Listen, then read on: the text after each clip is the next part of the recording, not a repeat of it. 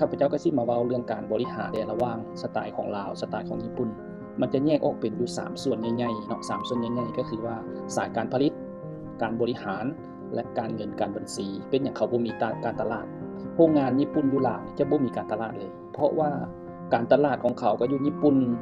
หรืออยู่ต่างประเทศมาเบิ่งในสายการผลิตเขาจะให้ความสำคัญในเรื่องออเดอร์ตลาดต้องการแนวใดตลาดมีความเปลี่ยนแปลงแนวใดโมเดลมันเปลี่ยนแปลงแนวใดเขาเจ้าก็สิเบิ่งตามออเดอร์นี่การผลิตสินค้าของเขาให้มันได้คุณภาพการผลิตสินค้าต้องให้ตามจำนวนที่ต้องการอีกบ่แม่นว่าผลิตตามมีตามเกิดเนาะ3มาเว้าเรื่องการกวดกาคุณภาพอันนี้ใส่ใจเป็นพิเศษเลยคุณภาพที่ออกไปแล้วนี่นะถ้าว่าสินค้าอยู่ในแก๊สนั้นมันมีอยู่50สิ้นมีสิ้นใดสิ้นหนึ่งที่มีปัญหาอยู่ในแก๊สนั้นจะต้องถูกส่งกลับหรือจะต้องถูกทำลายเขาเจ้าจะบ่ไปจำหน่ายเด็ดขาดเพราะเขาเจ้าใส่ใจเรื่องคุณภาพและก็ขั้นตอนการส่งมอบนี่ก็ค่อนข้างสำคัญในการบริหารนี่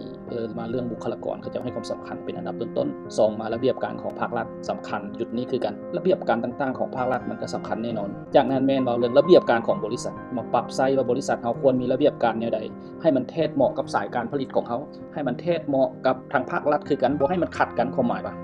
นโยบายของบริษัทที่จะสร้างรายรับหรือจะตอบแทนพนักงานแนวใดอันนี้แม่นอีกเวียกงานนึงเข้าในเวียกงานบริหารแล้วก็เว้าเรื่องการผัวพันกับภายนอกมันมีความจำเป็นทั้งทางตรงและทางอ้อมในเวียกงานบัญชีนี่ก็เล่าเรื่องบัญชีของบริษัทบัญชีที่เป็นรายงานภาครัฐจังซี่บางเทื่อมันบริษัทมันมีเครือข่ายหลายๆเครือข่ายระบบการบัญชีมันก็สิแยกเป็น2ระบบก็บ่ได้หมายความว่าคิดหลักบ่ได้หมายความว่า